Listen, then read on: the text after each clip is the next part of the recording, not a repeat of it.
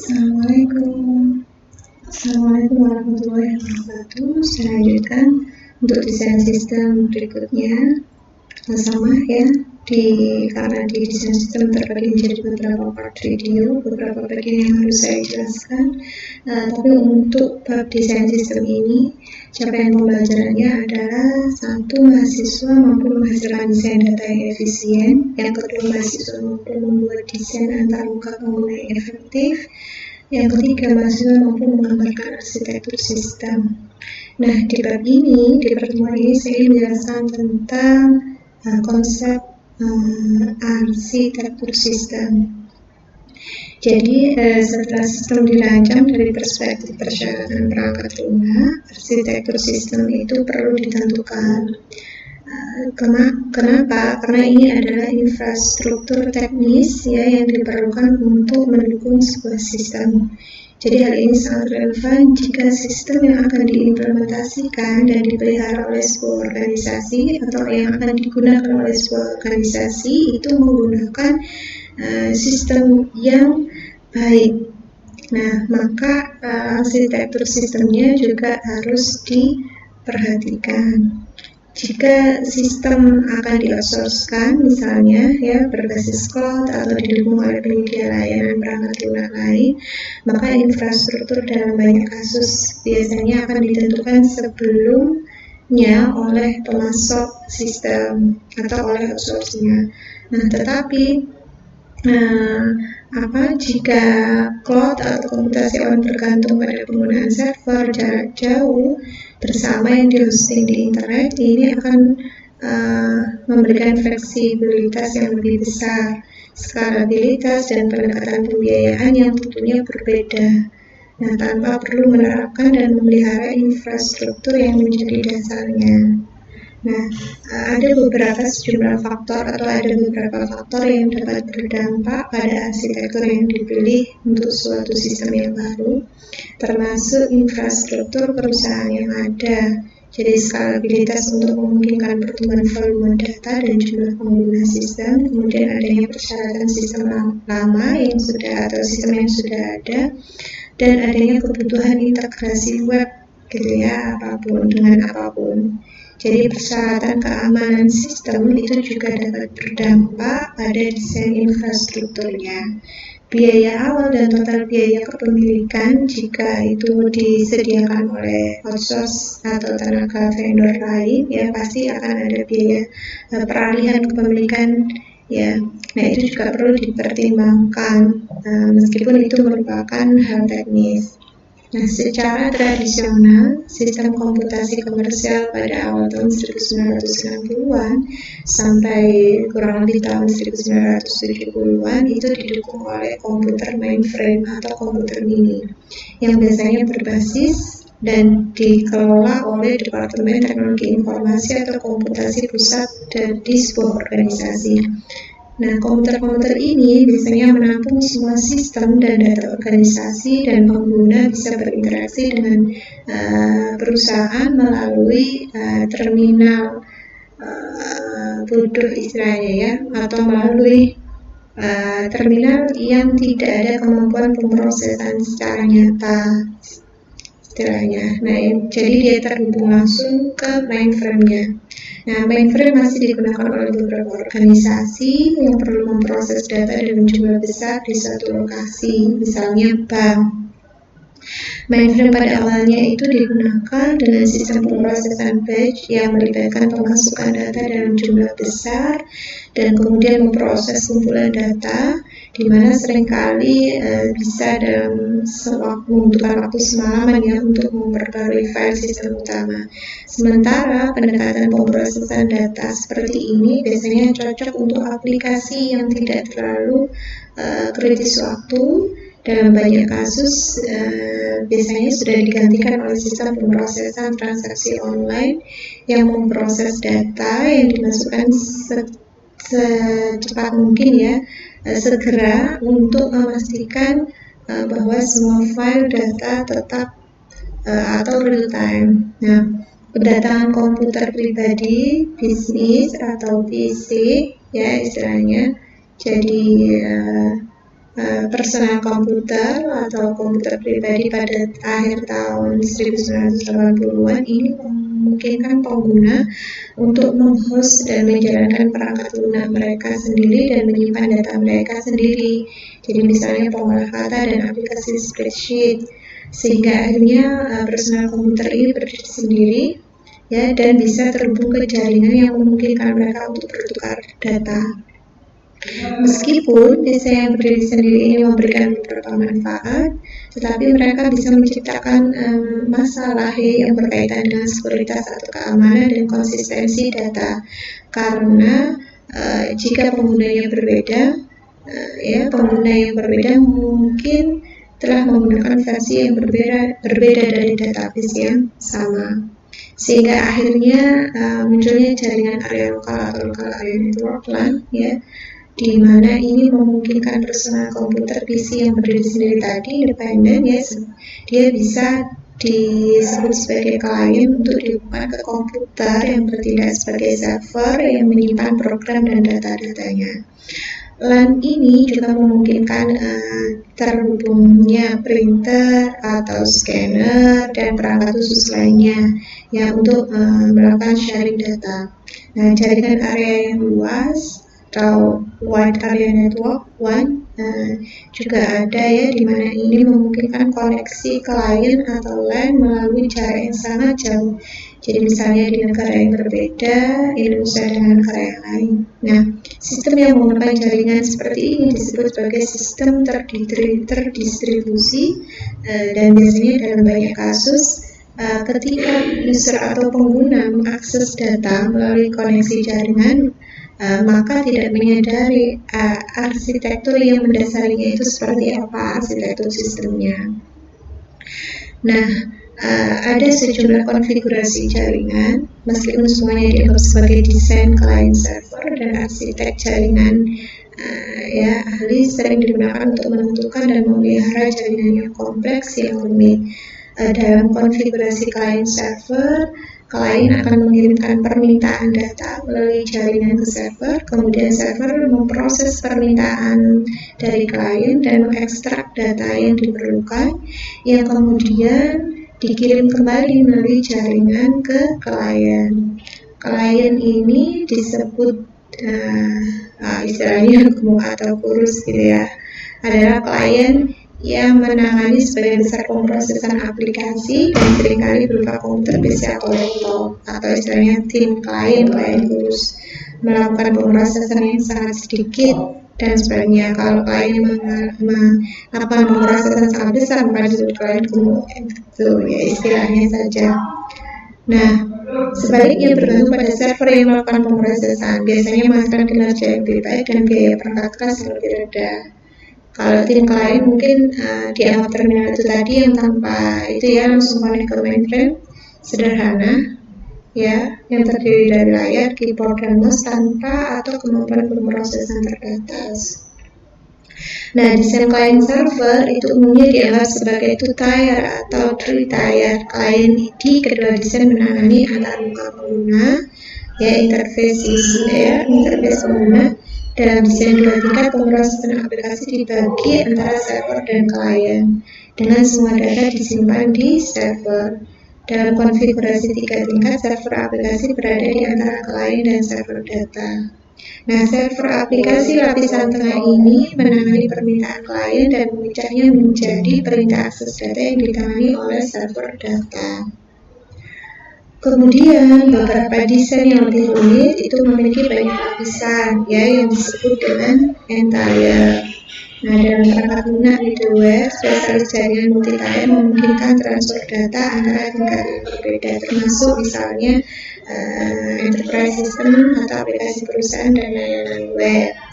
Kemudian pilihan konfigurasi jaringan, yaitu lokasi penyimpanan data dan tempat pemrosesan yang berlangsung, itu bisa berdampak signifikan pada kinerja sistem dan seringkali merupakan keseimbangan antara sentralisasi dan desentralisasi sistem. Kemudian di arsitektur sistem ini saya juga akan membahas tentang topologi jaringan. Jadi topologi jaringan itu mendefinisikan konfigurasi jaringan, khususnya khususnya konfigurasi jaringan logis gitu ya, cara komponen jaringan berinteraksi satu dengan yang lain, dan fisik jaringannya atau komponen dan koneksi aktual. Model interkoneksi sistem terbuka atau OSI gitu ya, mendefinisikan 7 lapisan yang melakukan fungsi dalam jaringan dan bagaimana mereka bisa berinteraksi satu sama lain untuk memungkinkan data ditransfer dari satu perangkat di jaringan ke perangkat lainnya. Nah, ketujuh layer tadi dari mulai layer yang terendah sampai yang tertinggi ya adalah physical data, network, dan transport yang membentuk transport set, dan application set yang terdiri dari session, presentation, dan application. Nah, konfigurasi jaringan. Jadi ada 3 konfigurasi jaringan utama, yaitu bus, ring, dan star atau bintang. Kalau topologi bus, jadi dalam jaringan topologi bus itu yang tradisional ya, atau lebih lama atau lebih tua, dan dia sifatnya lebih sederhana. Semua perangkat klien dan server itu terhubung ke bus pusat atau kabel ya, yang membawa semua data antar perangkat. Keuntungan dari topologi bus ini adalah membutuhkan lebih sedikit pengkabelan daripada topologi lain dan memungkinkan perangkat untuk ditambahkan atau dihapus dari jaringan kapan saja tanpa menyebabkan gangguan pada perangkat lain. Kemudian kegagalan perangkat di jaringan tidak akan mempengaruhi perangkat lain secara langsung, namun kelemahan utamanya adalah jika bus pusat gagal, maka seluruh jaringan akan gagal beroperasi. Juga karena lebih banyak pengguna ditambahkan ke bus, maka kinerjanya pasti akan menurun. Nah, ini adalah gambar jaringan dari topologi bus ya. Jadi satu di sini, jika istilahnya kalau penuh penumpangnya ya pasti akan menurun. Kemudian topologi ring atau biasa disebut dengan jaringan cincin, network cincin. Jadi meskipun agak ketinggalan zaman, masih digunakan di beberapa instalasi ya, terutama lingkungan mainframe. Jadi setiap node perangkat di jaringan itu terhubung ke 2 perangkat lain dan membentuk loop terus-menerus yang memungkinkan transfer data di sekitar jaringan. Kerugiannya dengan topologi ring ini adalah bahwa jika sebuah node gagal, maka dapat mencegah node lain di jaringan untuk beroperasi. Nah, jaringan cincin ganda itu dapat dikonfigurasi untuk menghindari masalah ini. Jadi jaringan ring ini dapat berkinerja lebih baik daripada jaringan bus di bawah load yang banyak gitu ya. Nah, ini gambarnya untuk jaringan ring. Kemudian yang terakhir adalah topologi star. Jadi pada jaringan bintang adalah topologi yang paling umum digunakan. Jaringan bintang sederhana berisi saklar. Perangkat node pusat ini terhubung ke semua perangkat lain di jaringan dan memungkinkan data jaringan untuk dirututkan yang melewatinya itu. Setiap node terhubung langsung ke switch dan mengirimkan data hanya ke perangkat yang diperlukan. Keuntungan dari jaringan bintang atau star adalah jika salah satu perangkat node gagal, maka tidak akan mempengaruhi node lainnya. Namun, jika saklarnya gagal, tidak ada komputer yang dapat menggunakan jaringan. Meskipun masalah ini sebenarnya bisa dihindari dengan menggunakan saklar cadangan. Nah, ini contoh topologi star atau topologi bintang. Ya. Nah, jaringan itu biasanya terhubung ke jaringan lain atau internet melalui koneksi yang disebut gateway atau server proxy. Dia menggunakan perangkat yang disebut dengan router. Router ini memilih jalur terbaik untuk mengirim paket data. Nah, protokol seperti Internet Control Message Protocol atau ICMP ini digunakan untuk membangun komunikasi dengan perangkat lain dan memilih rute antar host. Jadi dengan perkembangan teknologi jaringan nirkabel, sebenarnya banyak organisasi juga yang menggunakan jaringan area lokal nirkabel atau LAN karena hal ini bisa menghemat biaya pemasangan kabel dan memberikan fleksibilitas dalam hal nomor dan lokasi perangkat yang terhubung.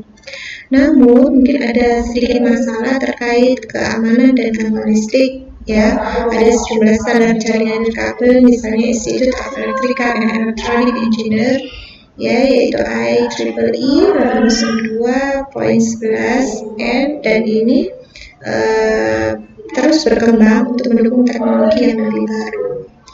Kemudian terkait arsitektur sistem, saya juga akan membahas tentang dokumentasi desain.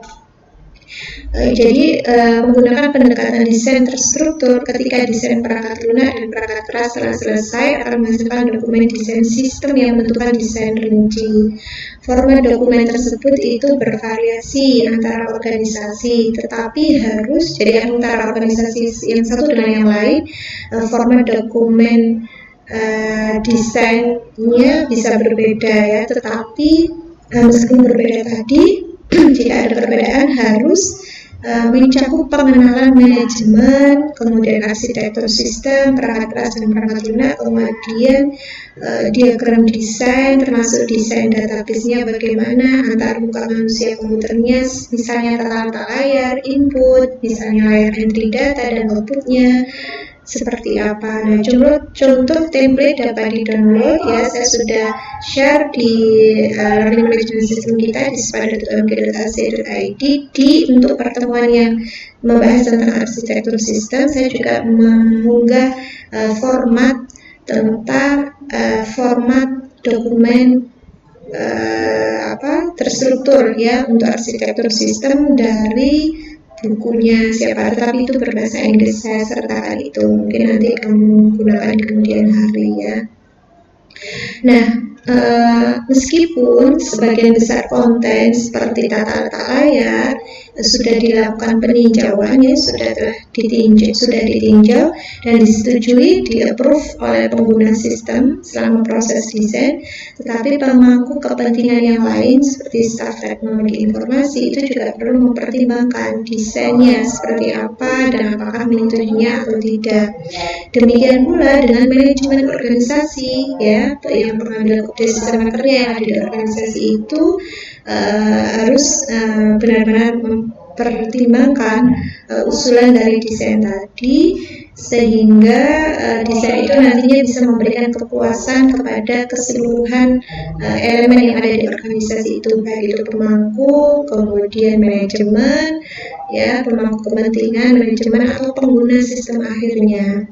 Nah, jadi ada implementasi yang berkaitan dengan biaya dan staf itu tadi. Kemudian analis biasanya akan mendistribusikan dokumen kepada para pemangku kepentingan, diikuti dengan presentasi untuk menjelaskan apapun yang tidak jelas dan untuk menjawab misalnya ada beberapa pertanyaan.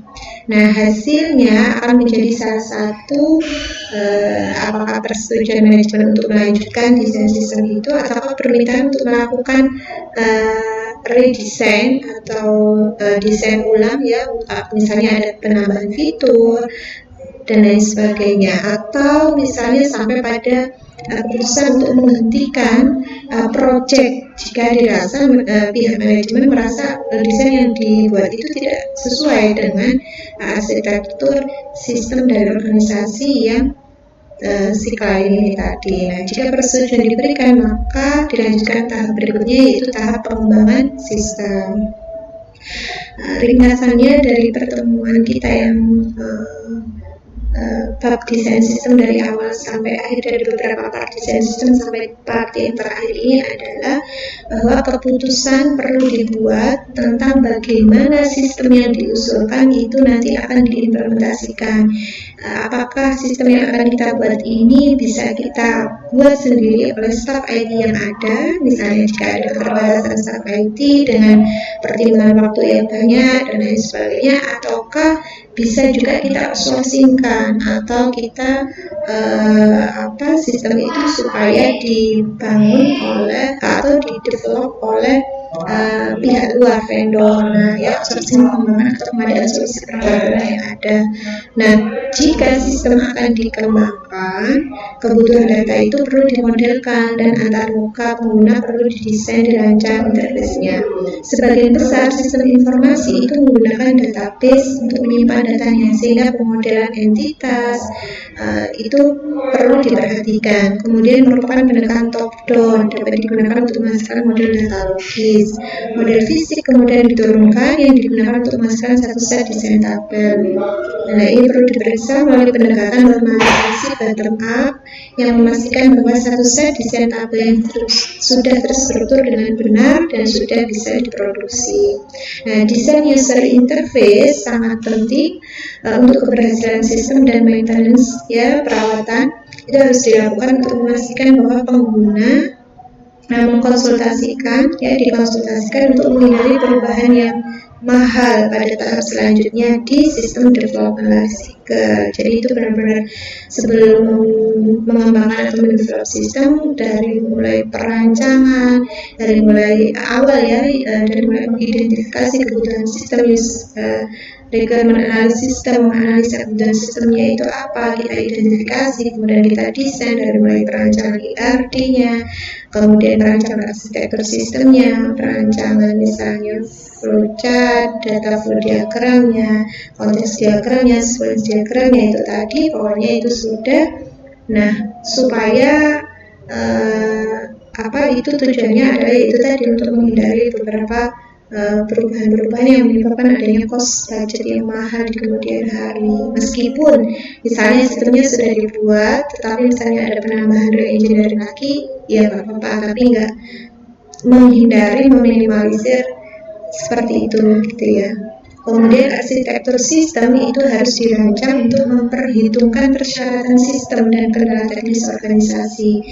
Kemudian pekerjaan fase ini dicatat dalam dokumen desain sistem dan disetujui oleh semua pemangku kepentingan terkait sebelum fase pengembangan sistem dimulai.